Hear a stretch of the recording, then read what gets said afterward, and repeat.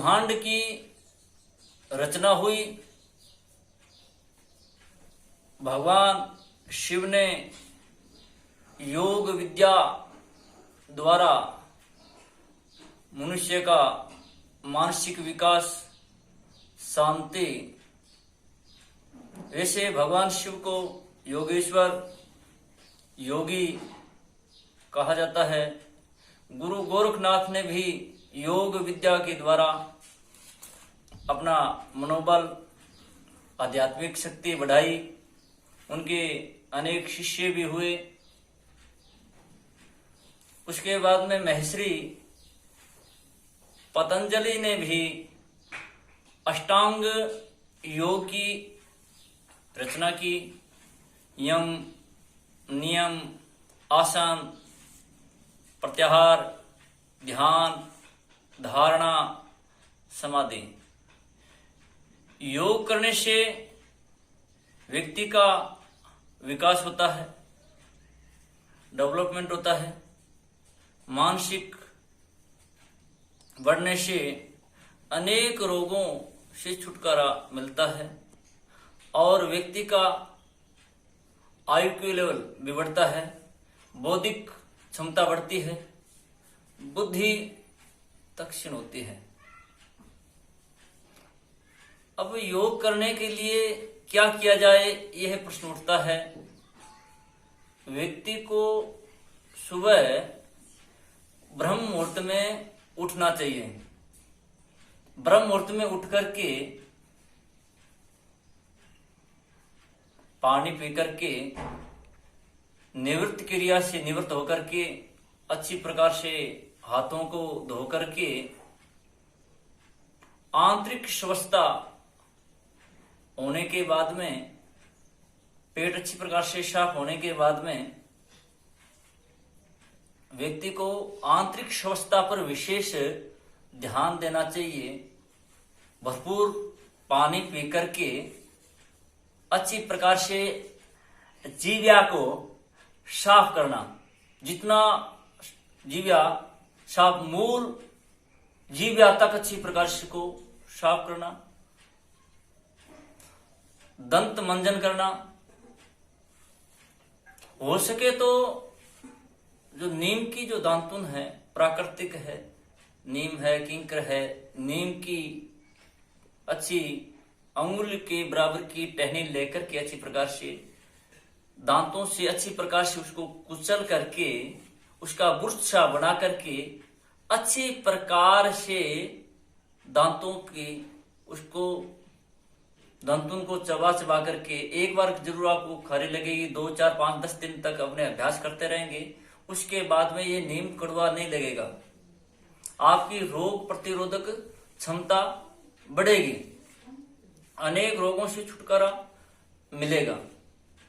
दांतों की अच्छी प्रकार से सफाई करके उसके बाद में स्नान करना, अच्छी प्रकार से स्वच्छ वस्त्र, साफ कपड़े पहन करके,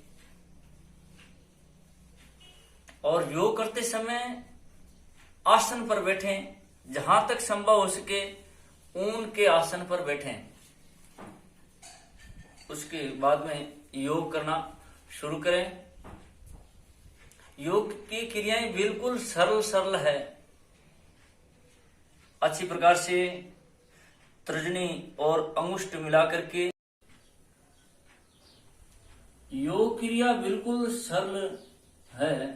कोई भी व्यक्ति, अनजान व्यक्ति भी कर सकता है। उसके लिए कुछ नियम है। आसन पर आराम से बैठ करके सुखासन के अंदर, अब मेरी स्थिति सुखासन है।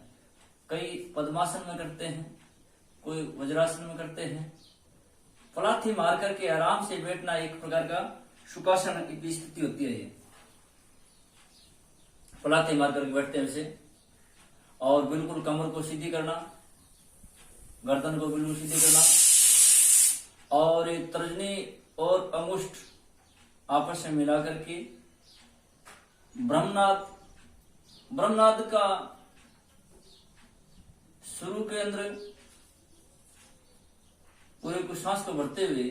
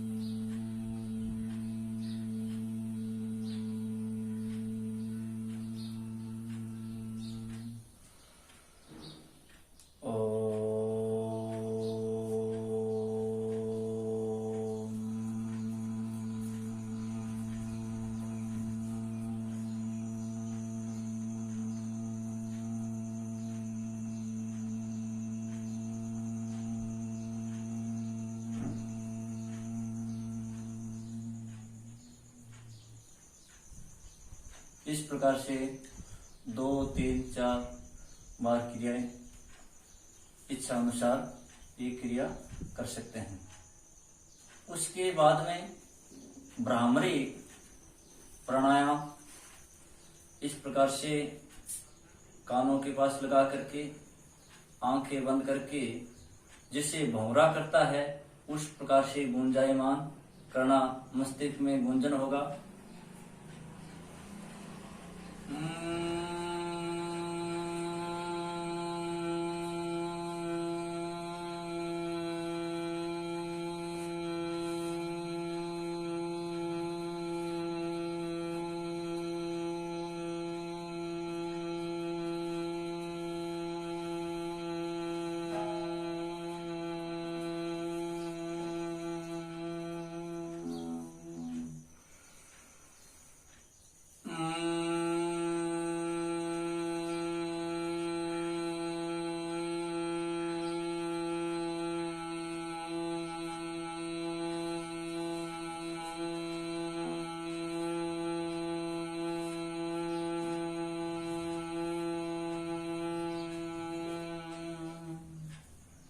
इस प्रकार से 2, 3, 4 बार क्रिया इस प्रकार से करना। आराम से रिलीफ अच्छी प्रकार से हाथों को मलते हुए पूरे शरीर पर घुमाना फिराना। आंखों का थोड़ा सा सक्षम हो सके तो कानों के सूक्ष्म व्यायाम करना, मस्तिष्क पर हाथ कर लेना। उस बाद में थोड़े से आंखों का सूक्ष्म व्यायाम करना। आंखों को चारों तरफ से घुमाना, पहले ऊपर नीचे, ऊपर नीचे, ऊपर देखना, नीचे देखना, ऊपर देखना, नीचे देखना, ये क्रिया करें। उसके बाद में दाएं और बाएं आंखों को चलाना, जितनी देर हम चला सकते हैं। फिर इसे आंखों को घुमाना चारों तरफ से, फिर इसको विपरीत घुमाना। ये आंखों का सूक्ष्म व्यायाम हो गया। फिर गर्दन का थोड़ा सा सूक्ष्म व्यायाम कर लेना। पूरे गर्दन नीचे, ऊपर, फिर पीछे, धीरे धीरे जितना संभव हो सके आराम से रिलीफ लेते हुए शांतिपूर्वक ये अपने गर्दन का सूक्ष्म व्यायाम हो रहा है। अब गर्दन को दाएं बाएं, दाएं बाएं इस प्रकार धीरे धीरे जितना संभव हो सके शांतिपूर्वक, मन बड़ा प्रसन्न, आनंदमय है, मंगलमय हो, बिल्कुल भी चिंता फिक्र नहीं हो। फिर इसको धीरे धीरे इसको चारों तरफ से परिक्रमण करना, धीरे, बिल्कुल धीरे धीरे धीरे धीरे क्रियाएं करते रहें। धीरे धीरे इसकी क्रियाएं ये अपने गर्दन का सूक्ष्म सूक्ष्म व्यायाम हो रहा है। फिर इसको उल्टा हो जाएगा, ये अपने गर्दन का सूक्ष्म व्यायाम हो जाता है। फिर अपने जो स्कंद है उसका जितना संभव उसके इसको करना। फिर ये भुजाओं को अच्छी प्रकार से घुमाना, चारों तरफ से विपरीत घुमाना, आगे पीछे करना। ये भुजाओं का हो गया। ये अपने हाथों की, इससे अपने भुजाएं मजबूत होगी और इस मांसपेशियां, क्योंकि अपना जो शरीर बना हुआ है कोशिकाओं से, लाखों करोड़ों कोशिकाओं से बना हुआ है। कोशिकाओं से मिलकर के तंत्र और तंत्र से मिलकर के अपने पूरा शरीर बना हुआ है। तो एक एक कोशिकाएं हमारी मजबूत हो जाए, एक एक तंत्र हमारा मजबूत हो जाए, पूरा शरीर मजबूत हो जाए, शरीर बिल्कुल हष्ट पुष्ट। इसमें शारीरिक और योग दोनों प्रभावशाली हो रहे हैं भुजाएं। अब आगे हाथों को इस प्रकार से, अंगुलियों को सूक्ष्म व्यायाम इनका करवाना जितना संभव हो सके, लड्डू की तरह। और फिर इसको धीरे धीरे धीरे धीरे इनको घुमाना, दाएं बाएं उल्टा सुल्टा, इस प्रकार से इसको करते रहेंगे। ये हाथों का हमारा सूक्ष्म व्यायाम हो गया। अब हाथों को आगे पीछे पूरा अच्छी प्रकार से घुमाते रहेंगे, करते रहेंगे। एक एक कोशिका हमारी उजागर हो जाए।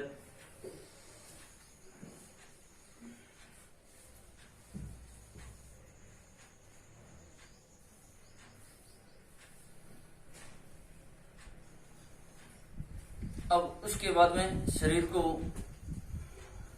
पूरे शरीर को ढीला छोड़ते हुए जितना कर सकते हैं करें।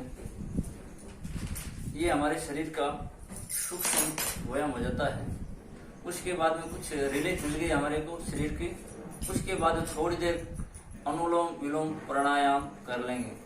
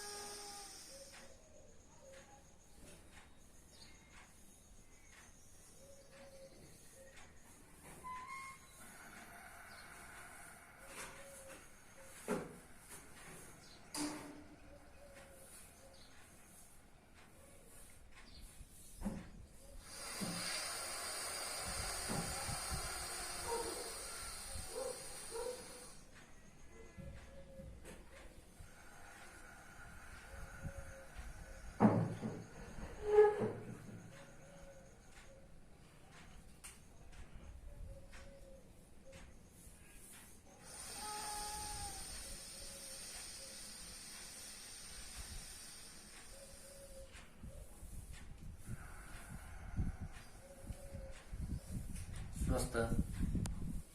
तो इस प्रकार से करने के बाद 5 और जितने बार कर सकते हैं अनुलोम विलोम प्राणायाम।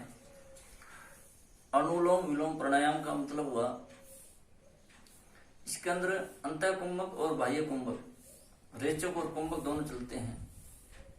अकुंभक सांस को, प्राण शक्ति को अंदर की ओर रोकना, जितनी देर हम संभव हो सके उसको रोकना, वो कुंभक हो गया। और प्राण शक्ति को, प्राणों को, सांस को धीरे धीरे धीरे धीरे धीरे धीरे धीरे छोड़ना, ये बाहर सांस को रोके रखना रेचक हो गया। ये पूर्वक और रेचक इसी प्रकार से शांति पूर्वक ये कार्य करना। फिर अच्छी प्रकार से हाथों को मारते हुए आनंद में उसके बाद में पैरों को फैला करके आगे की ओर करते हुए दिखाई तो अब हाथों को दोनों साइडों में रख करके और आराम से बैठ करके जो पैरों के पंजे है उनको आगे पीछे जितना करना और फिर इनको धीरे धीरे चारों तरफ से घुमाना, विपरीत घुमाना। अब जो घुटने हैं उनको खिंचापन करना। ये अच्छी प्रकार क्रिया होने के बाद में इनको इस प्रकार से बटरफ्लाई करते हुए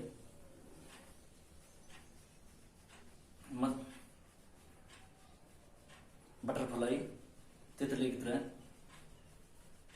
जितना सके अच्छी प्रकार से इसको क्रियाएं करना।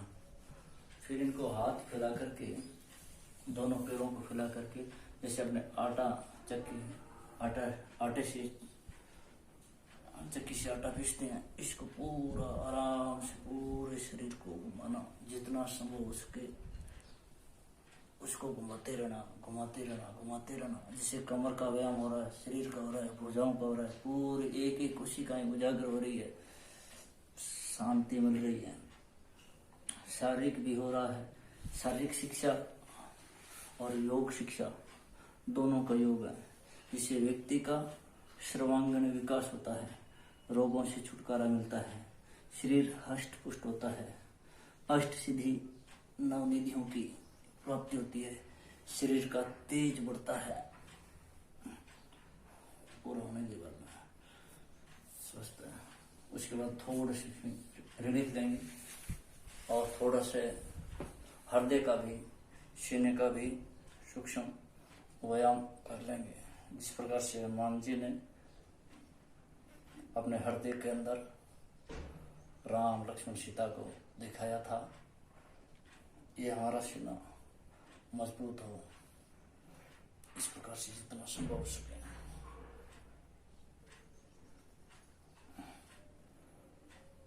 उसके बाद हम खड़े हो जाएंगे। खड़े होने के बाद में पैरों को इस प्रकार से पकड़ करके इसको घुटनों का व्यायाम कर लेंगे, विपरीत घुमाएंगे। फिर कमर को पकड़ लेंगे और इसको पूरा अच्छी प्रकार से घुमाते रहेंगे। पूरी कमर का व्यायाम हो रहा है।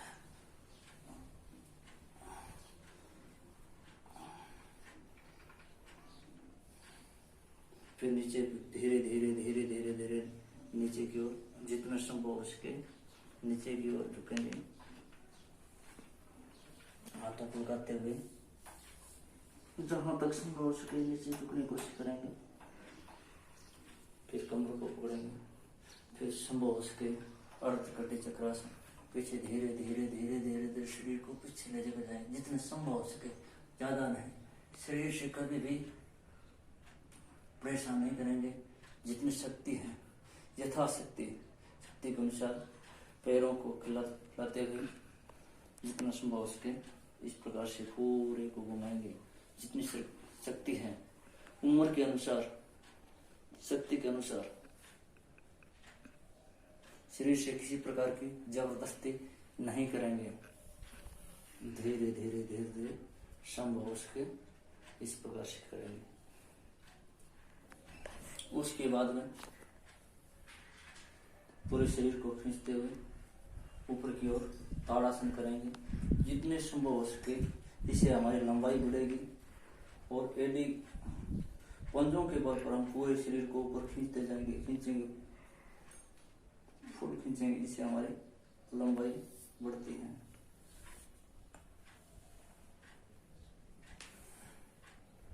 अब एक पैर पर खड़े होकर के ये पैर यहाँ लगा करके जिस प्रकार से ध्रुव वन के अंदर जाकर के भगवान विष्णु की पूजा की थी, इस प्रकार से ओम शांताकारं भुजं सहनं पद्मनाभं विश्वधारं गगनसदृशं लक्ष्मीकान्तं कमलनयनं वन्दे विष्णु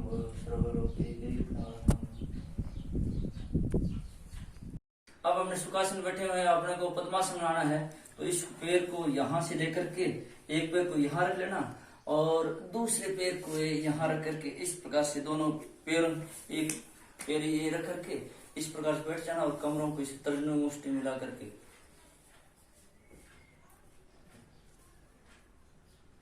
ये स्थिति होगी पद्मासन की। एक भोजन करने के बाद में भी इसमें एक वज्रासन होता है, शरीर अपना वज्र की तरह हो जाए। तो इन पैरों को पीछे ले जाते हुए दोनों पैरों को अपने को पीछे लेकर के जाना है और दोनों पैरों की जो अंगूठे आपस में मिलाना और स्तंभ के बाहर एड़ियां निकाल लेना। यह हो गया हमारे वज्रासन। ये अपने भोजन करने के बाद में भी इस कंडीशन के अंदर बैठ सकते हैं। वज्रासन ये हमारी कंडीशन आती है वज्रासन की। बिल्कुल सर सीधी है, कोई लंबी चौड़ी लेना नहीं है। इस प्रकार से करना, दूसरे पैर को इस प्रकार से करना और इस कंडीशन में बैठ जाना। ये हमारी स्थिति वज्रासन की स्थिति होती है। ये शरीर वज्र की तरह जाना। ये भोजन करने के बाद हम इस आसन को आराम से कर सकते हैं। और ये दूसरे आसन है, ये भोजन करने के बाद में होते नहीं है। ये वीडियो पसंद आएगा तो वीडियो को लाइक शेयर सब्सक्राइब करिएगा। सब्सक्राइब करने के बाद बेल आइकन पे प्रेस करिएगा जिससे आपको मेरे आने वाली वीडियो की भी नोटिफिकेशन मिल सके।